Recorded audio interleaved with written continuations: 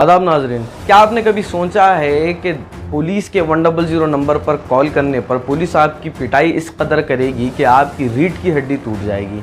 जी हाँ, एक ऐसा ही वाक़या पेश आया साउथ दिल्ली के हज़ाराबाद में, जहाँ पर फतेहपुर पुलिस स्टेशन पर 100 कॉल करना वसीम खान को इतना महंगा पड़ गया कि पुलिस ने वसीम खान को इस कदर थाने में ले जाकर मारपीट की कि वसीम खान की रीढ़ की हड्डी टूट गई। वसीम खान, दरअसल ये तमाम वाक़या शुरू होता है 17 मई को, जहाँ पर वसीम खान अपने चाचा के घर के पास होते हैं और वहाँ पर दो शराबियों का आपस में झगड़ा हो जाता है और वो झगड़ा इस कदर बढ़ जाता है कि बस्ती की आवाम में अफरा तफरी मच जाती है। बस्ती की आवाम में से 8 या 10 लोग क्या करते हैं, फतेहपुर पुलिस को कॉल करते हैं 100 पर, PCR कॉल।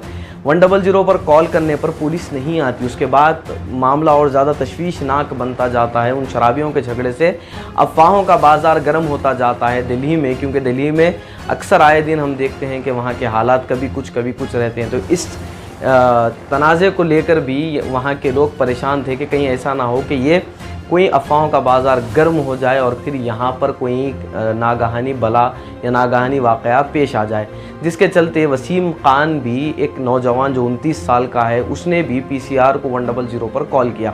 100 पर कॉल करने के बाद भी पुलिस रिस्पॉन्ड नहीं कर रही थी। 8 या 10 लोगों ने कॉल किया। उसके बाद फिर वसीम खान 100 पर रात में कॉल करते हैं और पुलिस को बताते हैं कि यहाँ पर झगड़ा हो गया। अब चूँकि वहाँ पर झगड़ा होने के बाद 40-50 लोग जमा हो गए और लोगों ने पत्थरबाजी भी शुरू कर दी थी। उसी के चलते जो पत्थरों के मारने की आवाज़ आ रही थी, उसमें ऐसा नज़र आ रहा था कि कहीं ना कहीं फायरिंग चल रही है। परेशान होकर के 2-3 लोगों ने पुलिस को कॉल किया और बताया कि भाई यहाँ पर फायरिंग का इंसिडेंट हो रहा है, आप जल्द से जल्द आ जाएं, इससे पहले कि हालात और ज़्यादा ख़राब हो जाएं। जिसके बाद पुलिस बहरहाल काफ़ी देर दराजी से पहुँचती है और जब पुलिस पहुँचती है तब वो मामले को हल करती है और उन दोनों शराबियों को अरेस्ट करके रात के 10 बजे लेके चले जाती है। लेकिन रात के 11:30 बजे SI, जो वहाँ के फतेहपुर बेरी के SI हैं, वो आते हैं और 2 कांस्टेबल्स के साथ आते हैं। उसके बाद बस्ती के लोगों से पूछते हैं कि कॉल्स किन किन लोगों ने की। 8 या 10 लोग जमा हो जाते हैं कि हमने कॉल्स की थी 100 पर। उसके बाद पुलिस पूछती है कि ठीक है, मौके पर कौन थे? तो मौके पर 3 लोग पाए गए थे, जिसमें से एक वसीम खान भी था। उसके बाद पुलिस क्या करती है, इन तमाम लोगों को अरेस्ट करती है। अरेस्ट करके कहती है कि आप पहले थाने चलें।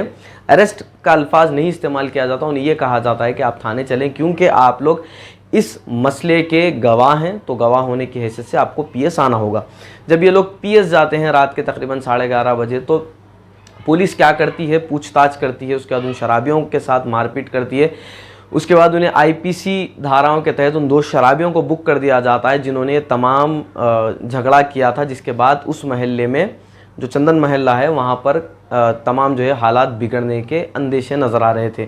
वसीम खान जो वहाँ पर PS में मौजूद होते हैं, उन तमाम लोगों के साथ जिन्होंने PCR को कॉल किया था, अंदर से कांस्टेबल आवाज़ देता है, एक मोबाइल नंबर पूछता है कि ये मोबाइल नंबर किसका है।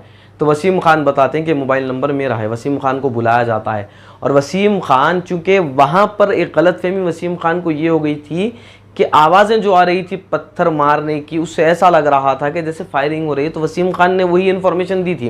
तो यहाँ पर पुलिस कांस्टेबल, वसीम खान का बताना है कि पुलिस कांस्टेबल वसीम खान से ये कहता है कि तूने कॉल करके फायरिंग बताया था ना, अब हम तुझे बताते हैं कि फायरिंग क्या होती है।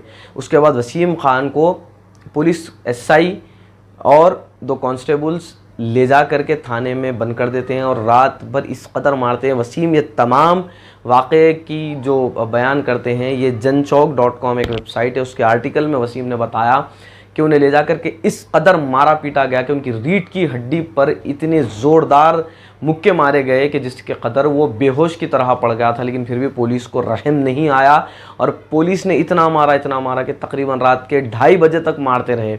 और 2:30 बजे के बाद पुलिस ने मरा हुआ समझ करके इन्हें थाने में वैसे ही छोड़ दिया। लेकिन उसके बाद वसीम जब होश में आते हैं तो वसीम को रात के 2:30 बजे छोड़ दिया जाता है, जबकि जो 8 लोगों को या 7 लोगों को, जितने लोगों को हिरासत में लिया गया था, उन्हें रात में ही छोड़ दिया गया। लेकिन वसीम को रात के 2:30 बजे तक मारपीट की गई। फिर उसके बाद वसीम को छोड़ देते हैं।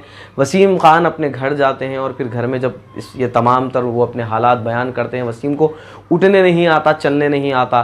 फिर दूसरे दिन जब वसीम की तबीयत बहुत ज़्यादा ख़राब हो जाती है तो वो एक हॉस्पिटल जाते हैं, डॉक्टर वहाँ पर उन्हें पूछता है कि मसला क्या हुआ, किस तरह आपकी रीढ़ की हड्डी में दर्द होता है। वसीम तमाम वाक़या बयान करते हैं कि मुझे पुलिस ने ले जा कर के इन जगहों पर मारा है। उसके बाद डॉक्टर इनकी MLC बनाते हैं और MLC नंबर 11576/21 है, जिसमें डॉक्टर बयान करते हैं कि वसीम की रीढ़ की हड्डी में फ्रैक्चर आ चुका है।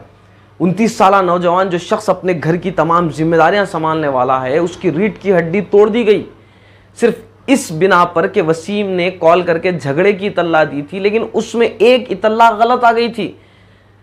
एक इत्तला गलत आ गई क्योंकि आप जानते हैं कि ये जो 100 पर कॉल करके जब फायरिंग का इंसिडेंट सुनाया गया तो ये कॉल डायरेक्ट DCP ऑफिस तक भी जाता है। लेकिन वसीम की अगर गलती मानी जाए तो वसीम पर केस बुक होना चाहिए था। किस कदर पुलिस जुल्म और ज्यादती कर सकती है। MLC बनती है, MLC बनने के बाद वसीम के तमाम डॉक्यूमेंट्स सामने आते हैं, उनके तमाम रिपोर्ट सामने आते हैं। उसके बाद वसीम दिल्ली पुलिस के पास जाते हैं, वहाँ पर अपने इंसाफ के लिए गुहार लगाते हैं।